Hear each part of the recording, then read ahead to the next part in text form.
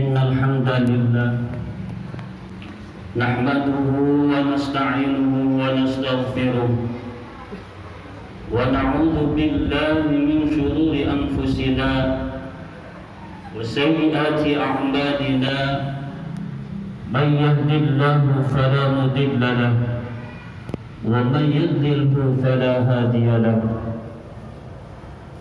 أشهد أن لا إله إلا الله وأشهد أن محمدا عبده ورسوله اللهم صل وسلم على سيدنا محمد وعلى آله وأصحابه ومن تبعهم بإحسان إلى يوم الدين أما بعد فيا عباد الله أوصيكم ونفسي بتقوى الله وطاعته لعلكم تفلحون وقال تعالى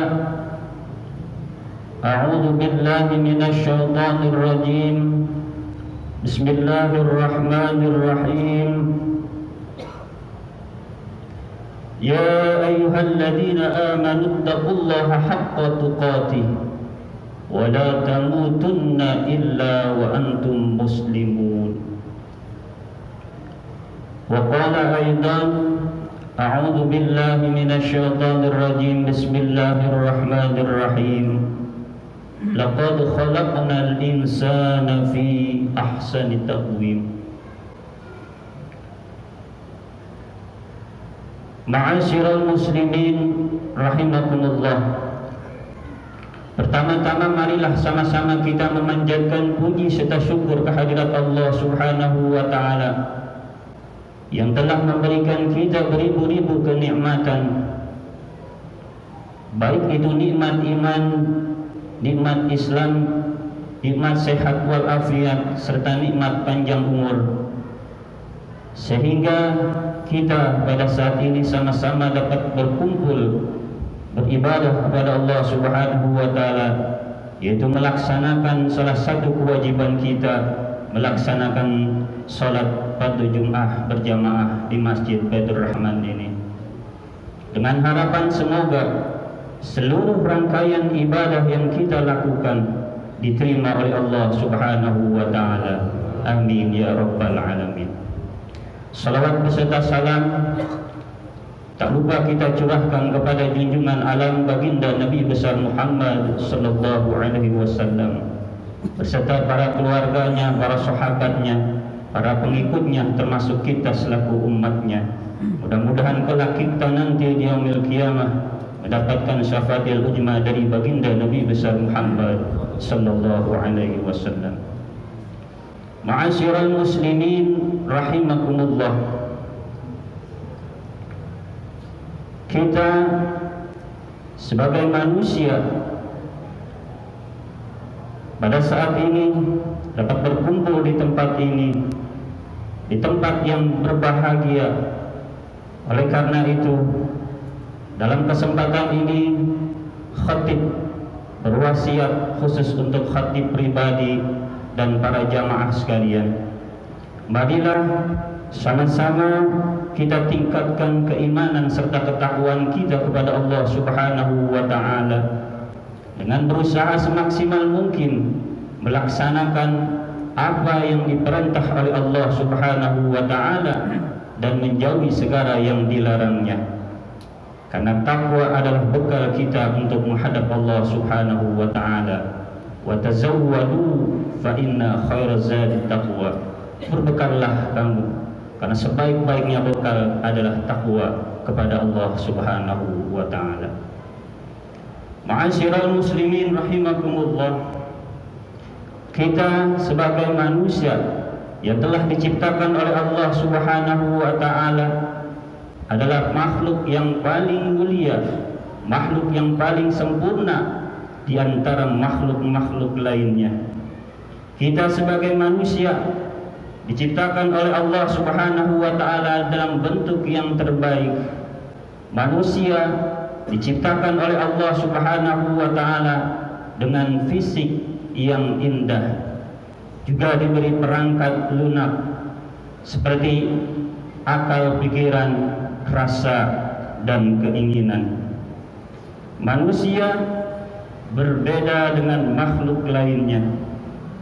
Seperti malaikat, Allah Subhanahu wa ta'ala menciptakan malaikat hanya memiliki akal tanpa diberi syahwat dan nafsu. Kemudian hewan, Allah Subhanahu wa ta'ala menciptakan hewan hanya dibekali dengan syahwat, sehingga hidupnya hanya mengikuti keinginan kebutuhan badannya saja, seperti makan, minum, berhubungan badan, dan segala keinginan yang bersifat jasmania. Kemudian setan, Allah Subhanahu wa ta'ala menciptakan setan hanya dibekali dengan nafsu, sehingga sepanjang hidupnya selalu ingkar akan nikmat Allah Subhanahu wa ta'ala.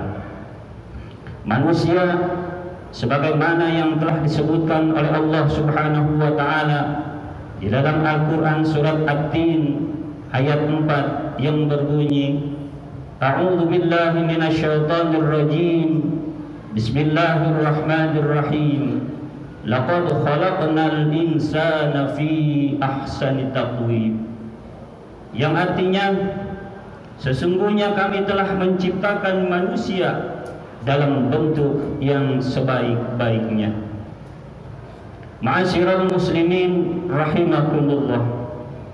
Manusia diciptakan dengan segala sesuatu yang dikaruniakan kepada malaikat, hewan, dan setan.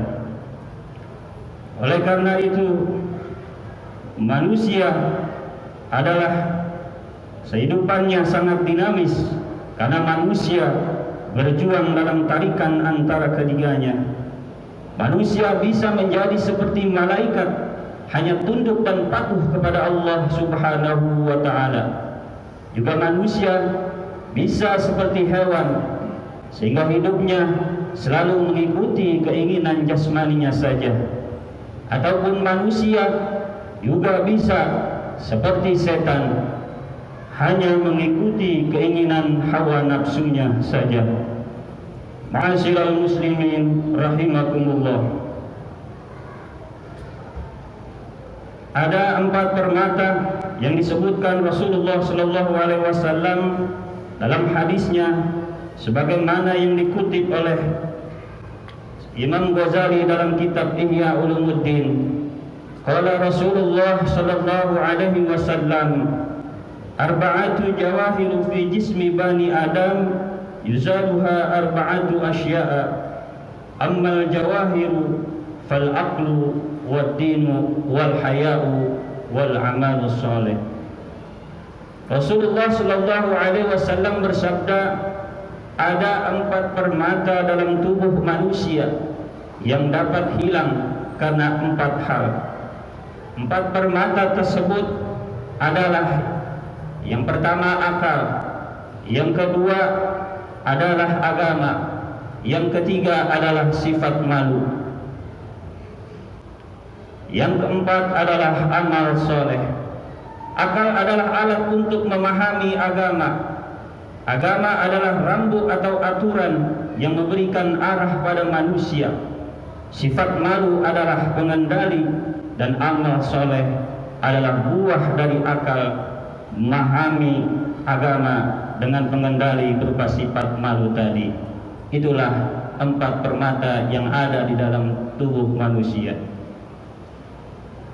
Lalu Rasulullah sallallahu alaihi wasallam dalam hadis tadi juga mengingatkan kepada kita akan bahaya yang mengancam 4 permata yang ada di dalam manusia tersebut dan juga dapat hilang.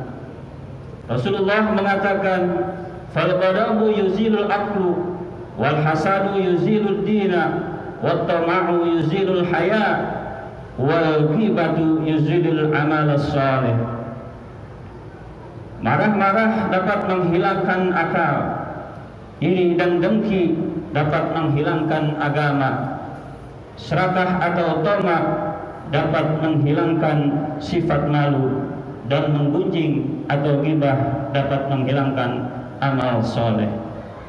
Ma'asyiral muslimin rahimakumullah, semoga kita dapat mengoptimalkan permata yang ada di dalam hidup kita untuk menjadi insan pilihan dan masuk dalam kategori muttaqin, yaitu orang-orang yang memiliki ketakwaan kepada Allah Subhanahu wa taala.